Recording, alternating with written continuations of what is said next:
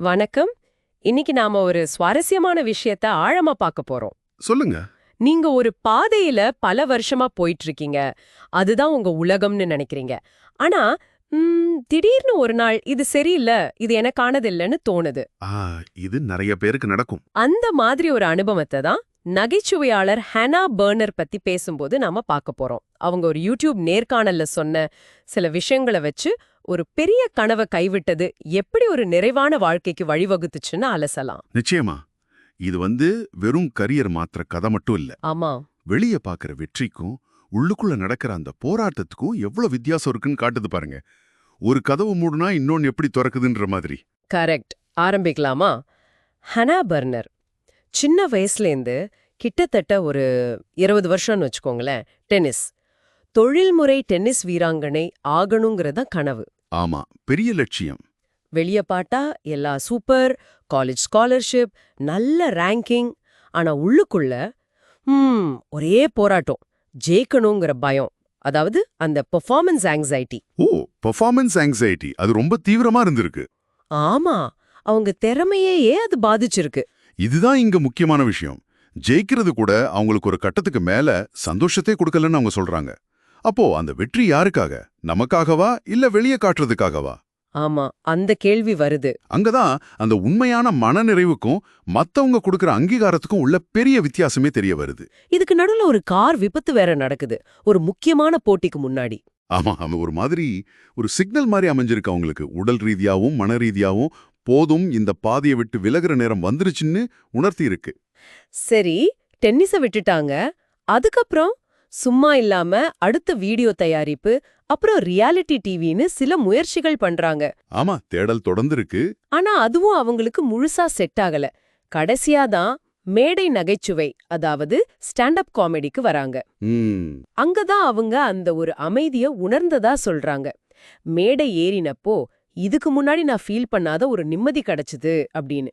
இது எப்படி முற்றிலும் புதுத்துறை இது. ஏன்னா அது அவங்களுக்கு உண்மையிலேயே பொருந்தின பாதை. இங்க ஒரு விஷயம் பாருங்க, அந்த டென்னிஸ்ல கத்துக்கிட்ட ஒழுக்கம், அந்த விடாமுயற்சி, அந்த 20 வருஷம் உழைப்பு. ஆமா, அது வீணாகல. அது இங்க இந்த நகைச்சுவையில பயன்பட்டிருக்கு.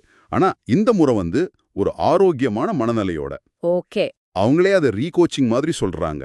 அதாவது தன்னைத்தானே மறுபடியும் வழிநடத்திக்கிறது. டென்னிஸ்ல இருந்த அந்த பயம், சுய விமர்சனம் அதெல்லாம் மாத்தி பாசிட்டிவா அப்ரோச் பண்ண கத்துக்கிட்டாங்க. திறமை அப்படியே இருக்கு. ஆனா அந்த மைண்ட் செட் மாறி இருக்கு. கரெக்ட். ஆனா இந்த பாதையும் அவ்வளோ சுலபமா இல்லையே. வீடியோ தயாரிப்பு, ரியாலிட்டி டிவி ரெண்டுல இருந்தும் வேலையை விட்டு தூக்கிட்டாங்க. ஆமா, நிராகரிப்புகள், ரிஜெக்ஷன்ஸ். இது சாதாரணமா ஒருத்தரை ரொம்ப பாதிக்கும். ஆனா பர்னருக்கு இது வேற மாதிரி தாக்கத்தை கொடுத்திருக்கு. சரியா சொன்னீங்க. அந்த ரிஜெக்ஷன்ஸ் அவங்கள முடக்கி போடல.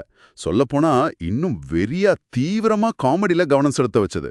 அவங்க சொல்ற ஒரு வரி ரொம்ப பவர்ஃபுல்.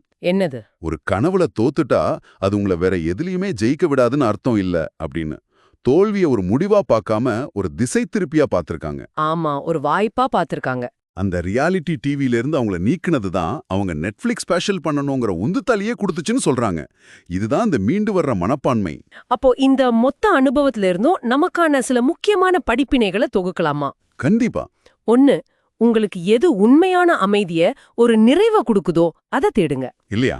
ஆமா, அது முக்கியம். 2வது, ஒண்ணு உங்களுக்கு செட் ஆகலன்னு தோணுச்சுன்னா அதை விட்டு விலகி வர்றதுல தப்பே இல்ல. அது எவ்வளோ பெரிய கனவா இருந்தாலும் சரி. சரிதான். 3வது, தோல்வின்னு நம்ம நினைக்கிறது அடுத்த கட்டத்துக்கான வழிகாட்டியா கூட இருக்கலாம். கரெக்ட். கடைசியா உங்க உள்ளுணர்வு சொல்றத கேளுங்க. அந்த உள்ளுணர்வை பத்தி பேசும்போது சொல்லுங்க. இப்போ நீங்க உங்களையே கேட்டுக்குங்க. உங்க மனசுக்குள்ள ஏதாவது ஒரு சின்ன சத்தம் கேட்டுட்டே இருக்கான். இது சரியில்லை, இது ட்ரை பண்ணு அப்படின்னு. அதை நீங்க கண்டுக்காம போறீங்களா? இல்ல வேற யாராவது ஒன்னு செய்யும்போது ஒரு சின்ன பொறாம வருதா? பொறாமையா? ஆமா, ஒரு சின்ன பொறாம. ஒருவேளை அந்த உணர்ச்சி நீங்க உண்மையில என்ன செய்ய விரும்புறீங்கன்னு உங்களை காட்டுற ஒரு கருவியா இருக்கலாம். ஓ, இது ஒரு புது கோணம். இல்லனா நான் இதுக்கு சரிப்பட்டு வரமாட்டேன், எனக்கு தகுதி இல்லைன்னு சொல்லி எதையாவது தள்ளி போட்டுக்கிட்டே இருக்கீங்களா? பர்னர் சொல்ற மாதிரி சில சமயம் தகுதி இல்லைன்னு நினைக்கிற விஷயங்களை தைரியமா செய்யும்போது தான் நம்மளோட உண்மையான திறமை நமக்கே தெரிய வரும். ரொம்ப ஆழமான கருத்துக்கள். சரி, கடைசியா ஒரு சின்ன விஷயம். ஹன்னா பர்னர் சொன்னது. அவங்க உறவினர் ஒருத்தர் நான் ஆக்டிங் போக போறேன்னு சொன்னாராம். அப்போ இவங்களுக்குள்ள லேசா ஒரு பொறாம வந்துதான். ஓ அப்படியா?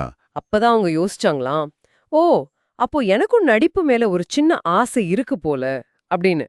அந்த சின்ன உணர்வு தான் ஒரு பெரிய திறப்ப கொடுத்திருக்கு. அப்போ உங்களுக்கான இறுதி கேள்வி இதுதான். உங்க வாழ்க்கையில வர்ற இது மாதிரி சின்ன சின்ன உணர்வுகள், அது ஒரு லேசான பொறாமையா இருக்கலாம், இல்ல ஒரு காரணமே இல்லாத ஆர்வமா இருக்கலாம், ஒரு சின்ன விரக்தியா கூட இருக்கலாம். ம் இது உங்க உள்ளுணர்வு உங்களுக்கு காட்ட நினைக்கிற ஒரு புதிய, நீங்க எதிர்பார்க்காத பாதையா இருக்க வாய்ப்பு இருக்கா? அது இப்போ நீங்க இருக்கிற துறைக்கோ உங்க லைஃப் ஸ்டைலுக்கோ கொஞ்சம் கூட சம்பந்தமே இல்லாத மாதிரி தெரிஞ்சாலும் அது கொஞ்சம் நின்னு கவனிக்க நீங்க தயாரா இருக்கீங்களா? யோசிக்க வேண்டிய விஷயம்.